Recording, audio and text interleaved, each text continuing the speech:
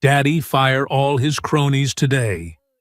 Clare Sullivan spoke that heavy sentence with the freshly stamped divorce decree still warm in her trembling hand, standing on the grand imposing steps of the Suffolk County Courthouse in downtown Boston. 6 years of a seemingly perfect marriage had just been completely dissolved and reduced to 3 thin sheets of legal paper. But James Miller did not have the face of a defeated man. On the contrary, he smiled with a chilling brightness, looking exactly as if the divorce had not taken anything away from him, but rather had finally opened the ultimate golden door he had been waiting for all along. The brisk New England wind whipped around them, carrying the distant sounds of city traffic. But James remained perfectly still, radiating a toxic kind of triumph. He adjusted his expensive wool coat, a coat Clare had purchased for his birthday 2 years prior, and looked down at her with an expression of sheer, unadulterated condescension that made her stomach churn violently.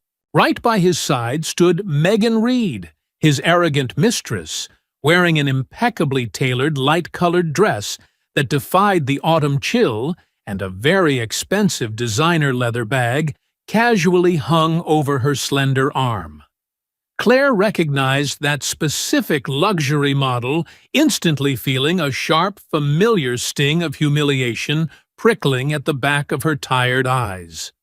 Several months ago, that exact same designer bag had mysteriously appeared as a massive, unexplained charge on their joint credit card statement, disguised as a vague corporate expense for a client dinner that had never actually taken place.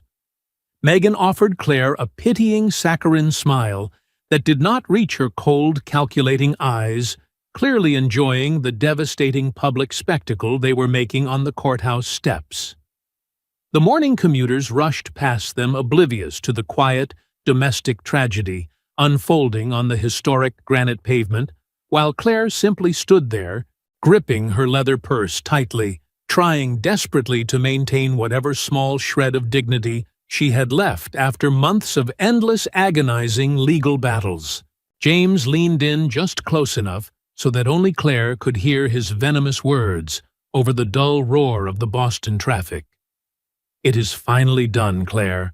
We are finally right where we belong, each in our proper place," he whispered smoothly, his breath smelling faintly of the expensive peppermint coffee they used to share. Clare did not step back. Instead, she slowly and deliberately tucked the court decree into her bag, right next to her state identification card, the heavy brass keys to her late mother's apartment in Beacon Hill, and a folded receipt from the accounting firm she had been actively avoiding for several agonizing days. Megan let out a low, mocking laugh, leaning against James's arm with an exaggerated sense of ownership. "You have the wealthy family name, the expensive apartment, and the prestigious family business, but you clearly have absolutely no idea how to keep a real man happy." Megan sneered, her voice dripping with venom.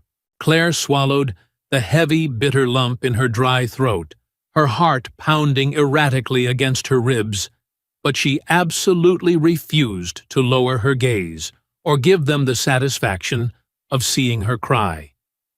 It was then that James added, with a terrifying, unnatural calmness that sent a sharp, freezing chill straight down the back of her neck, "Do not try to play the strong, independent woman now, sweetheart.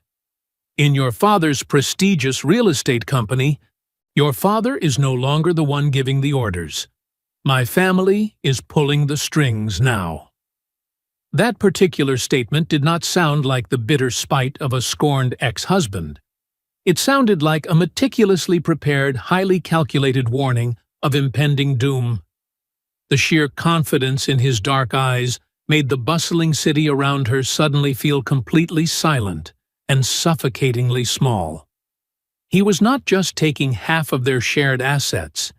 He was implying a total, hostile takeover of the legacy her grandfather had built from scratch. Claire immediately unlocked her mobile phone right there on the busy sidewalk, ignoring the loud noise of the yellow taxis honking and the dense crowds of people aggressively pushing their way out of the busy courthouse doors. With trembling fingers, she frantically logged into the private internal employee directory of Sullivan Real Estate Management, specifically filtering her desperate search for the last names Miller and Reed. To her absolute horror, a massive, endless list of familiar names suddenly flooded her small glowing screen, populating vital departments like front desk reception, corporate payroll, property, purchasing, building maintenance, third-party vendors, and daily incident management. There were far too many names, far too many administrative permissions granted, and entirely too many financial doors left wide open by her own trusting, naive hands over the past half-decade. She felt incredibly foolish, realizing how completely blind she had been. For many consecutive years, Patricia James's seemingly sweet and maternal mother had systematically asked for one tiny, harmless little favor after another, a supposedly hard-working nephew who desperately needed a job, a highly organized sister-in-law who was supposedly fantastic with accounting numbers, a distant cousin who was allegedly a genius at fixing broken window blinds.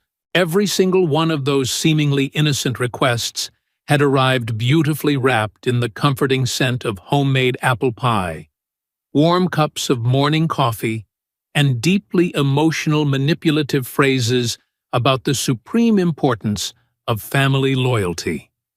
Claire immediately dialed her elderly father's private number, her hands shaking so violently she almost dropped the device. Richard answered after 3 long, agonizing rings. "Daddy," she spoke firmly, completely refusing to let a single tear fall from her eyes. "Fire all of his cronies today." Satrit. On the other end of the secure cellular line, there was a profoundly heavy, deeply unsettling silence that stretched on for what felt like an absolute eternity. Finally, her father's voice echoed through the speaker, sounding unimaginably grave, tired and heavy with the immense weight of terrible unspoken secrets.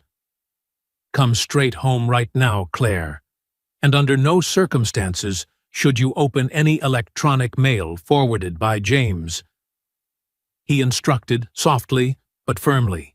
Claire slowly pulled the phone away from her ear and stared blankly at the glowing screen. A brand new notification had just popped up in her corporate inbox. The subject line read, "Final pending authorization." Claire did not open the terrifying message.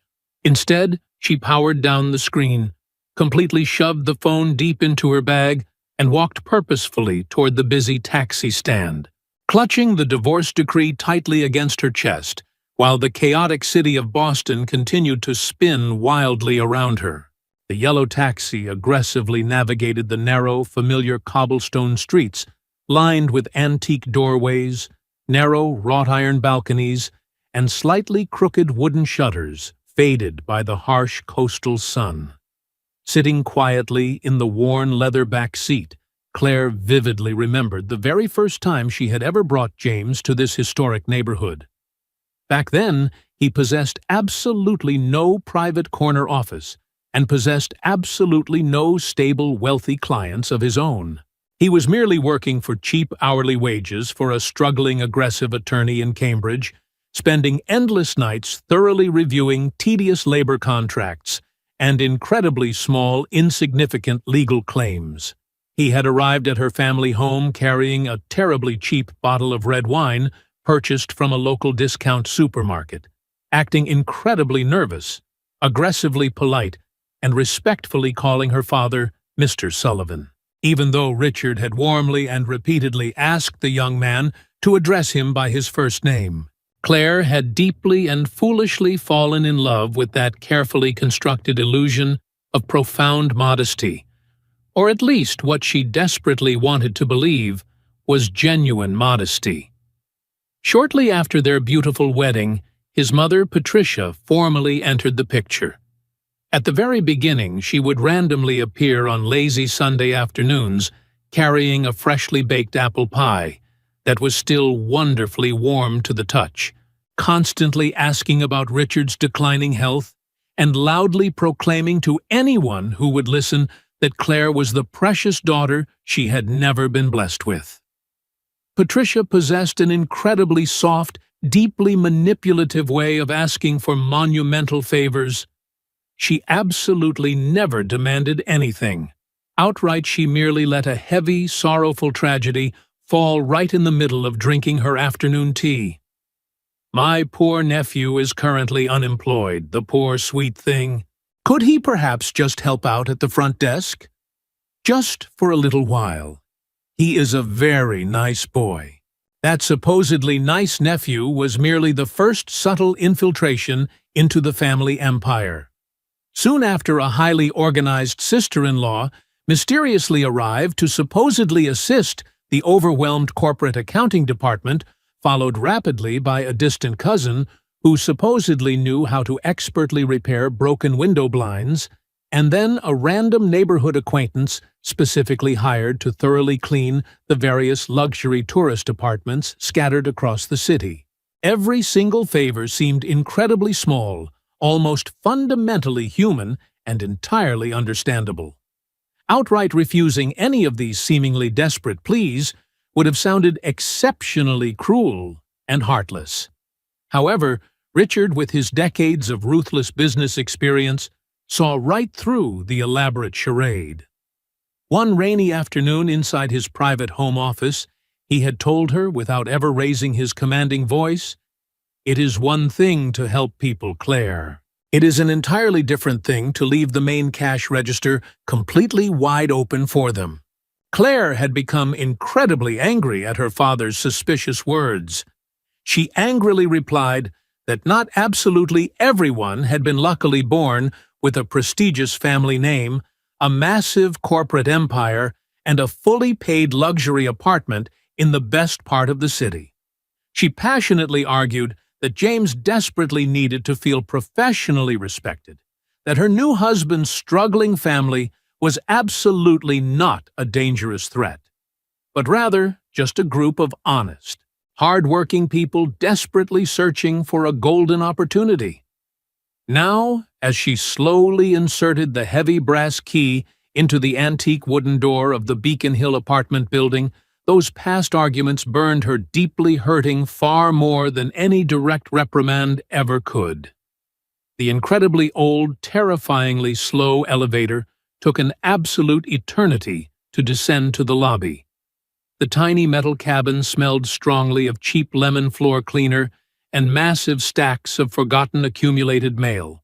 Inside her personal brass mailbox, wedged tightly between glossy advertisements for a local cosmetic dentist and mundane community utility bills, she surprisingly found a thick, heavy envelope explicitly marked from the family's independent accounting firm. She nervously shoved it into her leather purse, without daring to open it quickly, unlocking the door and stepping into the silent, freezing apartment. Her late mother's beautiful, handcrafted wooden dining table still sat faithfully next to the bright kitchen window. Resting silently on top of the polished wood was a perfectly clean porcelain coffee mug, placed completely upside down, looking exactly as if someone was patiently waiting for their early morning coffee to be poured. Clare gently placed the heavy divorce papers right next to the empty mug and took a very long, deep, shaky breath, trying desperately to calm her racing, terrified heart. She purposefully did not stay inside the haunted apartment for very long. She quickly opened a lower desk drawer, aggressively pulling out a thick manila folder filled to the brim with incredibly old, outdated employment contracts, faded copies of early payroll slips, and heavily printed email correspondence dating all the way back to the very first years of her marriage. Armed with this historical ammunition, she marched back downstairs, hailed another taxi, and instructed the driver to take her directly to the family's incredibly exclusive boutique hotel, located right in the heart of the bustling Back Bay district. She desperately needed to verify one specific crucial date. Just one single piece of information to confirm her worst, darkest suspicions. As she quietly descended into the humid, loud basement level, standing right next to the massive industrial laundry machines, she suddenly heard her name whispered. "Miss Clare," the voice called out softly. It was Mary, the deeply loyal, hard-working head floor maid, who had dedicated 18 long years of her life dutifully working for the Sullivan family. The older woman possessed hands that were completely reddened and thoroughly cracked from years of harsh cleaning chemicals, and her tired eyes darted around nervously. She carefully looked up toward the main staircase before quickly pulling a severely worn, remarkably old blue spiral notebook straight out of her faded cloth tote bag. "This precious thing should absolutely never be thrown away," Mary whispered urgently, her voice trembling slightly. "Right inside here is the undeniable truth of who actually worked inside this building." Claire carefully took the worn blue notebook, using both of her trembling hands, feeling as if the small, fragile object weighed significantly more than an entire filing cabinet full of corporate documents. Mary absolutely did not add another word. She merely wiped her cracked, chemical-stained hands aggressively on her white cotton apron, quickly lowered her gaze, and practically ran back toward the loud, steaming industrial laundry room the exact second she heard heavy footsteps echoing on the wooden staircase above them. That incredibly small, profoundly terrified gesture silently told Claire that the battered blue notebook in her hands absolutely did not contain a simple, innocent list of daily employee shifts. She quietly walked up the back stairs to the small hidden administrative office of the luxury hotel, the specific room that directly overlooked the quiet interior courtyard, where the staff frequently hung massive white cotton sheets to dry whenever the weather was pleasant. She firmly closed the heavy wooden door behind her, locking it with a satisfying click, and dropped the thick manila folder onto the dusty desk. She slowly opened the worn blue notebook right to the very first crinkled page. The fragile paper smelled strongly of dark, damp basements, harsh industrial bleach, and cheap leaking ballpoint pens. The pages were meticulously filled with real names carefully written in incredibly firm, deliberate handwriting, recording precise morning entry times, specific room assignments, unexpected boiler malfunctions, urgent light bulb replacements, demanding customer requests, and authentic, ink-stained signatures firmly stamped at the very end of every single grueling workday. At first, Claire completely failed to understand what crucial piece of evidence she was desperately searching for. Then, suddenly, the very first massive discrepancy practically jumped off the page and slapped her across the face. Mary, the terrified maid, was clearly listed in the blue notebook, working 3 consecutive Sundays straight, clocking in precisely at 8 in the morning and leaving exhausted at 6 in the evening. However, on the officially printed corporate payroll document that Claire had just retrieved from the Beacon Hill apartment, Mary was shockingly registered as only working a simple part-time schedule. The next devastating revelation was Emily, the deeply dedicated night receptionist. Inside the worn blue notebook, Emily had successfully completed 4 absolute grueling overnight shifts. Yet, inside the official digital internal accounting system, she was only financially credited for 2. Claire aggressively flipped through the fragile pages significantly faster, her heart hammering against her ribs. Every single handwritten line seemed to aggressively rip up another floorboard of the carefully constructed lies surrounding her. Conversely, the specific name of Ryan Miller, the supposedly hard-working nephew of the manipulative Patricia, was proudly listed on the official corporate roster of highly paid reception employees, but his name absolutely never appeared inside the blue notebook. Ryan had not signed in a single time. There was absolutely no signature, no recorded guest incident, and not a single handwritten note ever produced by him. The exact same terrifying situation occurred with Brittany, the supposedly highly organized sister-in-law who allegedly assisted the overwhelmed accounting department. She consistently received a massive, highly lucrative financial bonus for constant administrative availability, but absolutely nobody in the entire building had ever recorded her physically stepping foot inside the luxury hotel for many consecutive months. Claire rapidly flipped open the small, dusty laptop sitting abandoned on the corner of the wooden desk. It was definitely not James's highly secured personal computer, but rather the old forgotten auxiliary terminal belonging strictly to the hotel, technically still registered under the master name of General Corporate Administration. Because it had been completely ignored for months, Claire was still legally listed as a managing partner. Her highly secure digital administrative access certificate had remarkably never been formally revoked by the IT department.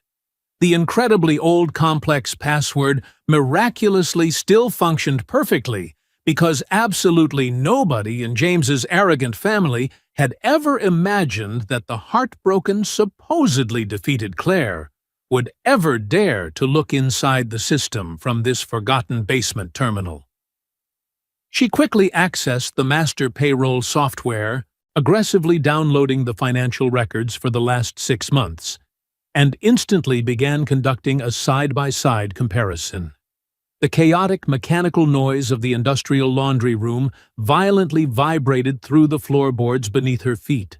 Massive washing machines spinning aggressively, heavy plastic buckets being loudly dragged across concrete, and a cheap radio quietly broadcasting a mundane midday talk show. The surrounding environment was incredibly normal, almost painfully ordinary, and for that exact reason, the massive betrayal hurt significantly more.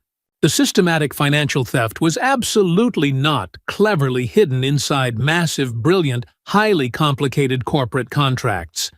It was disgustingly buried deep inside poorly compensated hourly wages, entirely erased Sunday shifts, and fake names belonging to lazy relatives who happily collected massive paychecks without ever breaking a single drop of sweat. At exactly 20 minutes past 3 in the afternoon, Claire quietly descended into the dusty, cluttered maintenance utility room. Hidden deep inside a battered cardboard box, she shockingly discovered hundreds of fake repair work orders aggressively stapled directly to severely inflated invoices.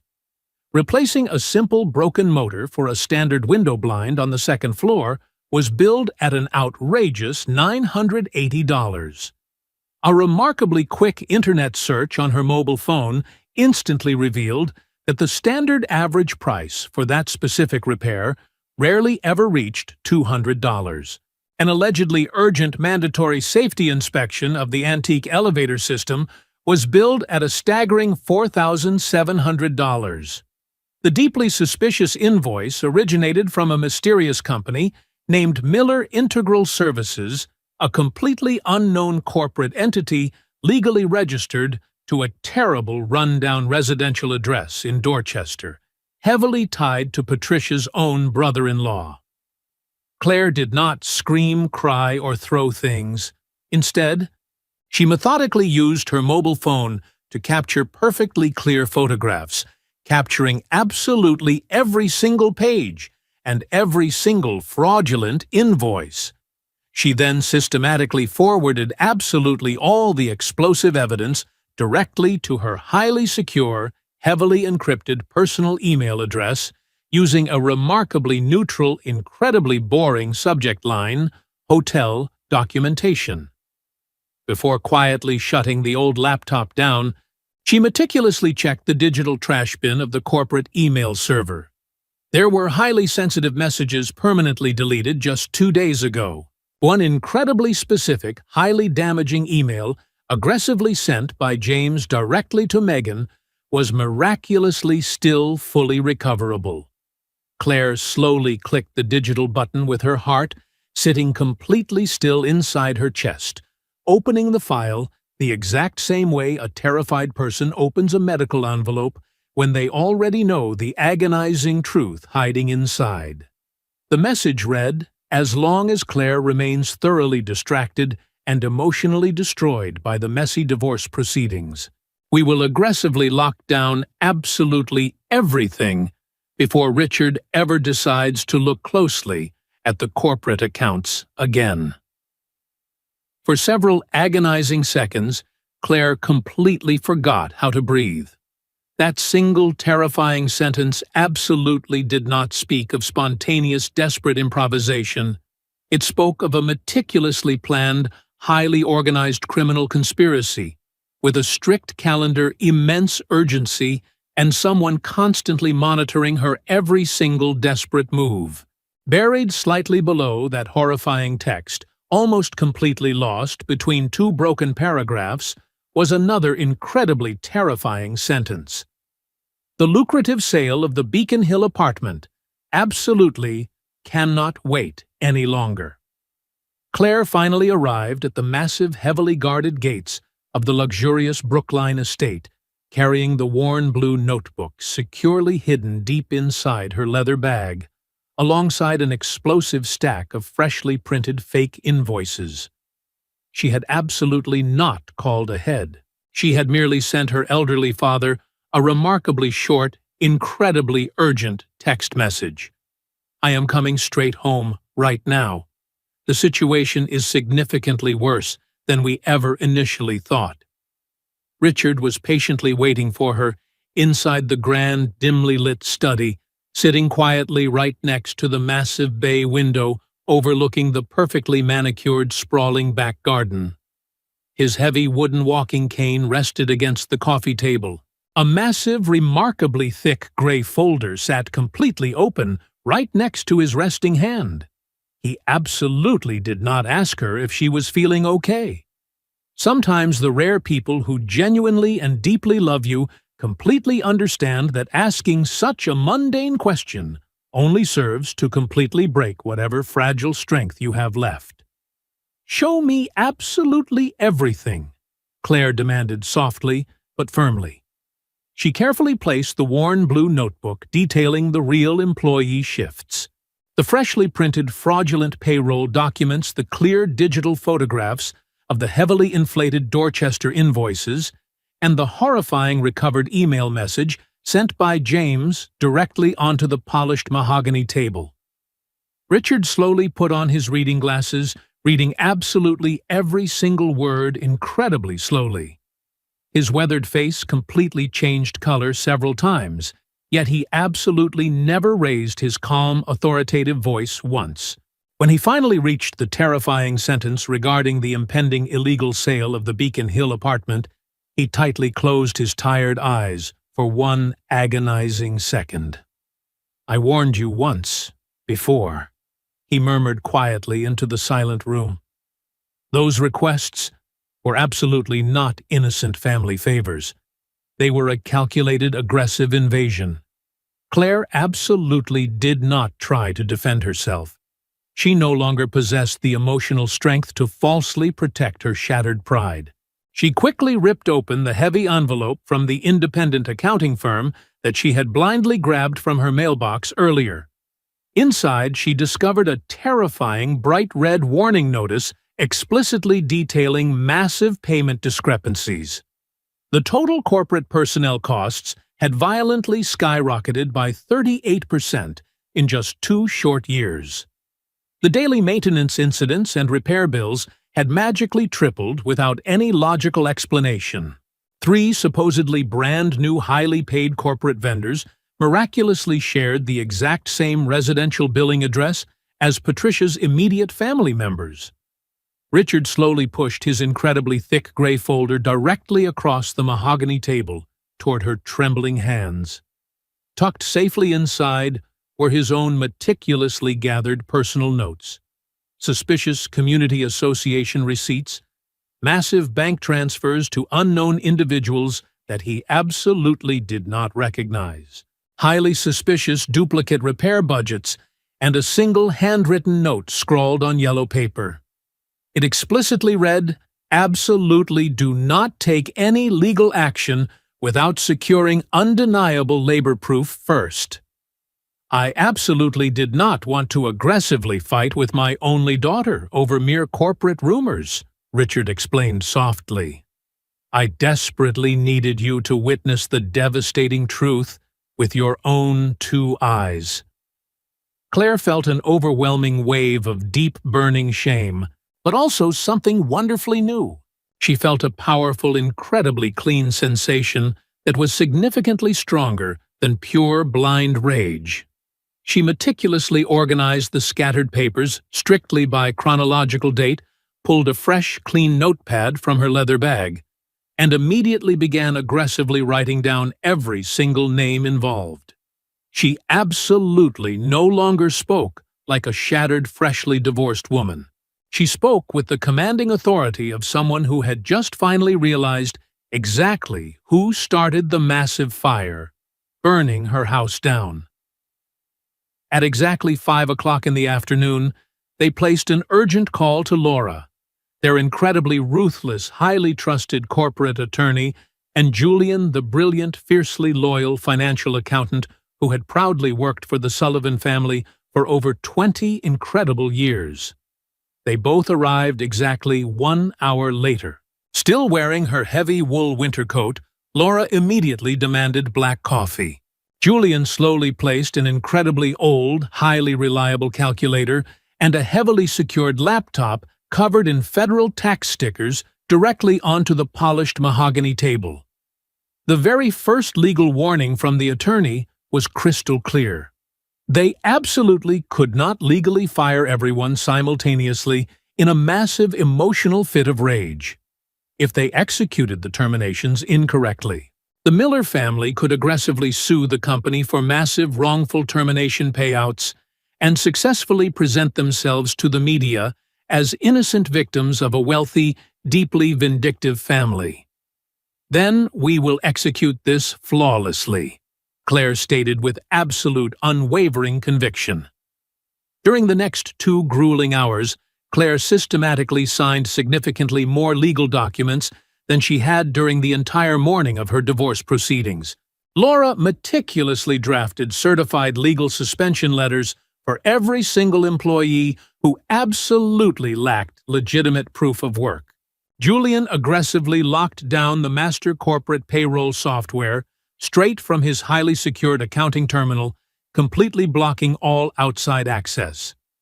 Claire personally called the regional director of the State Street Bank and firmly demanded an immediate total suspension of all programmed corporate transfers heading to the 3 highly suspicious vendor companies until a thorough, aggressive legal review was completed. She also strictly ordered the absolute cancellation of every single corporate credit card directly linked to James Meghan and 2 specific highly active family members related to Patricia. Then came the significantly more delicate, highly technical part of their aggressive counterattack. A brilliant, highly specialized forensic computer expert, explicitly recommended by Laura, immediately logged into the main corporate server remotely to create heavily encrypted, legally certified backup copies of every single email access log and recently modified digital invoice. Claire intently watched the glowing computer screen without ever looking away. Every single loading bar progressing across the screen felt exactly like a heavy iron door slamming securely shut, permanently locking the thieves out right before anyone could aggressively destroy the damning evidence. At exactly 40 minutes past 8 in the evening, the desperate phone calls finally began. First it was James calling repeatedly, then Meghan trying her luck. Soon after, incredibly bizarre, completely unknown numbers flooded the screen. Claire simply let the phone ring endlessly into the silent room. Short, increasingly desperate text messages started rapidly appearing on the glowing glass. "What exactly are you doing? Claire, answer the phone right now. This absolutely will not end well for you. At exactly 17 minutes past 9, the incredibly loud security buzzer of the massive iron estate gate violently rang out. Displayed clearly on the glowing screen of the security intercom was Patricia standing completely soaked by the freezing Boston rain, with her wet hair plastered flat against her wrinkled forehead, desperately clutching a cheap plastic container of homemade apple pie tightly between her trembling hands. Richard absolutely did not order the security guards to open the massive iron gate. He slowly looked at the glowing intercom screen, then carefully turned his tired eyes toward Clare, silently waiting for his daughter to make the final decision. That profoundly heavy, silent pause made her finally understand something incredibly important. She was absolutely no longer the fragile, naive daughter who desperately needed to be shielded from the brutal blows of reality. She was now the absolute leader who had to aggressively absorb the impact and fight back. "Let her inside," Clare commanded softly. "But Laura absolutely must stay right here," Clare added firmly. The sharp corporate attorney calmly placed her black coffee down on the table and immediately activated the digital voice recorder on her mobile phone, placing it face down on the mahogany wood. Julian quickly shut his secured laptop and aggressively gathered the highly sensitive financial papers into his briefcase. A deeply strange, incredibly heavy silence quickly fell over the massive house, broken only by the aggressive sound of the freezing rain violently hitting the thick glass windows. Patricia finally appeared in the grand study, still wearing her completely soaked winter coat, and desperately clutching the pathetic plastic container between her trembling hands. The homemade pie looked incredibly absurd, almost entirely obscene, sitting right next to the massive stack of certified legal suspensions and blatantly forged maintenance invoices. Her expensive mascara was running terribly down her pale cheeks, but her calculating eyes were absolutely still running the numbers.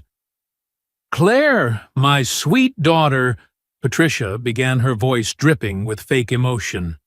"There was absolutely no need to take things this far."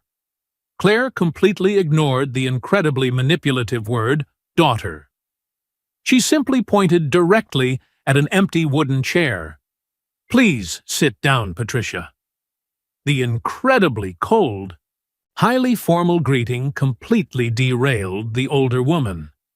Patricia slowly placed the plastic container down onto the low coffee table, looking exactly as if she believed she could still magically purchase a few extra minutes of blind trust with baked goods. She then turned her desperate gaze toward Richard. "Richard, please listen to reason. We are family. The poor children are completely terrified. They absolutely cannot access the corporate email system. The corporate credit cards are completely declining everywhere, and tomorrow is the absolute deadline to finalize the monthly payroll." Patricia pleaded desperately. "We are absolutely no longer family," Clare stated with ice in her veins. "And only the legitimate, authentic payroll will be strictly honored." Patricia swallowed incredibly hard, her throat visibly bobbing for the very first time. She absolutely had not braved the freezing rain to casually ask for another small favor for a distant relative. She had come here begging for emergency oxygen to save their rapidly sinking criminal ship. Just please reactivate everything strictly until the end of the month. Reactivate the accounts just until the end of the month, and then we can all sit down and calmly discuss this situation like reasonable adults. James is incredibly nervous. Megan is terrified. You have absolutely no idea. You have no idea the massive amount of damage an emotional, hot-headed decision can cause." Patricia threatened weakly. Clare firmly pressed both of her hands down against her knees, just to stop herself from violently clenching her trembling fists. "What exactly happens at the end of the month?" Clare demanded sharply. Patricia nervously licked her dry, trembling lips, glancing sideways at Laura, the attorney, and then quickly at Julian, the accountant.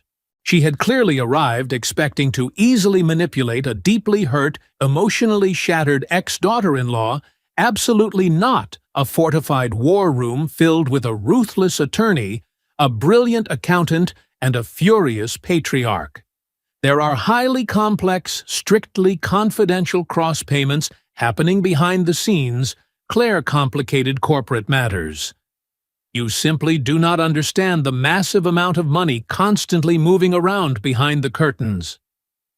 Laura barely raised a single, skeptical eyebrow. Then please explicitly explain it to us, Laura challenged smoothly. Patricia immediately lowered her trembling voice to a pathetic whisper. If you aggressively cut those vendor contracts tomorrow, the independent accounting firm will instantly realize that several highly paid employees have absolutely never stepped foot inside the luxury hotel. And if that terrible information leaks out, the bank can aggressively demand absolute repayment of everything all at once.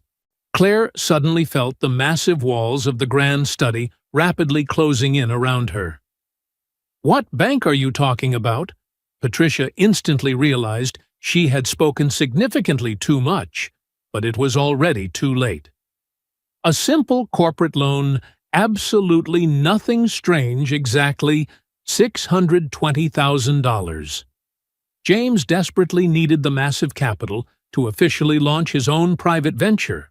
The steady income from the maintenance and cleaning shell companies served as the required financial collateral.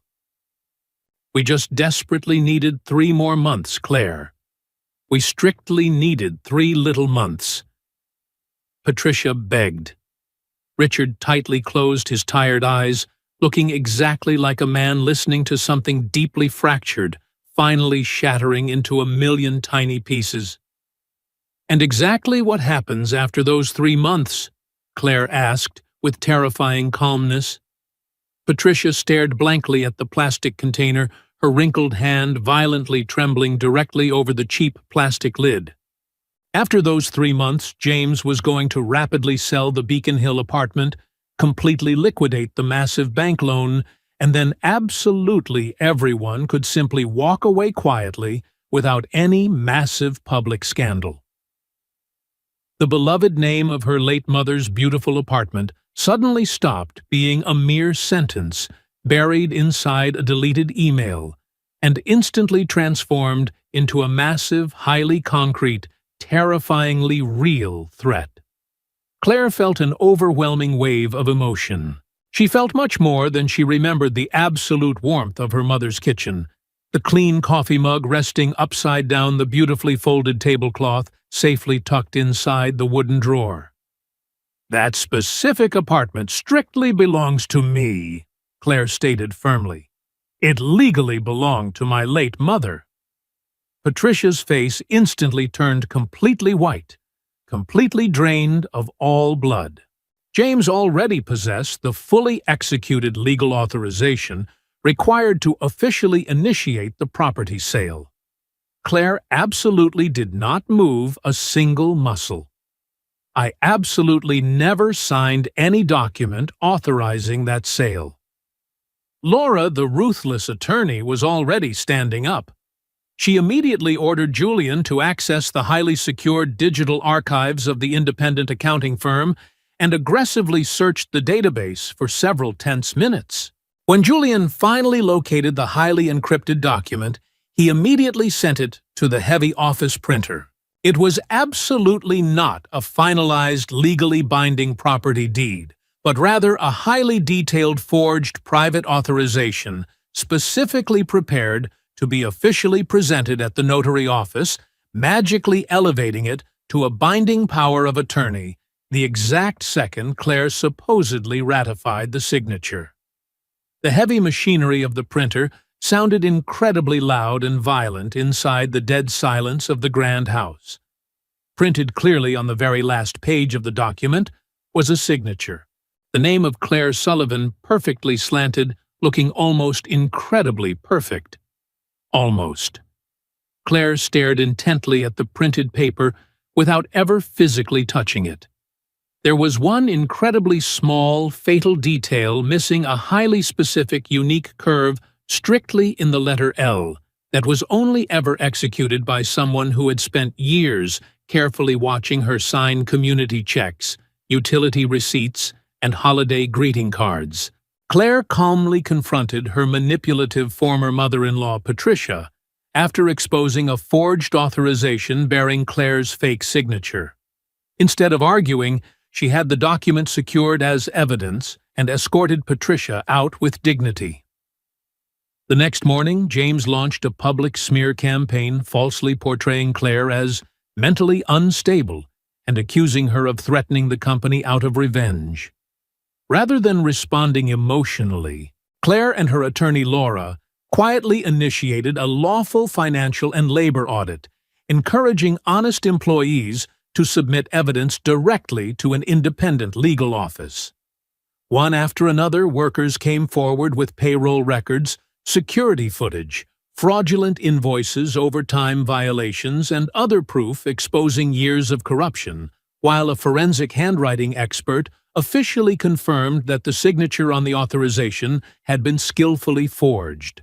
As more evidence emerged, including security footage showing Megan disguised while assisting James during the attempted property transaction, Laura learned that James planned to finalize the illegal sale of Clare's late mother's apartment the following morning. Clare spent a sleepless night preparing herself, then arrived with Laura Richard, the handwriting expert, and the chief notary after James had already presented the forged documents to the buyer. At the critical moment, the chief notary immediately suspended the transaction because of credible evidence of document fraud. James desperately claimed Clare was unstable, but she calmly presented her mother's inheritance deed and the official police report proving she had never authorized the sale. The buyer immediately withdrew from the deal. Megan was confronted with the incriminating security evidence, and Patricia watched in horror as two police officers entered the room to investigate the attempted fraud. Without shouting or seeking revenge, Clare defended her legal rights with confidence, professionalism, and undeniable evidence. Through patience, truth, and respect for the law, she reclaimed not only her inheritance, but also her peace of mind, realizing that true victory is never achieved through anger or retaliation, but by protecting one's dignity, setting firm boundaries, and refusing to let others define one's worth.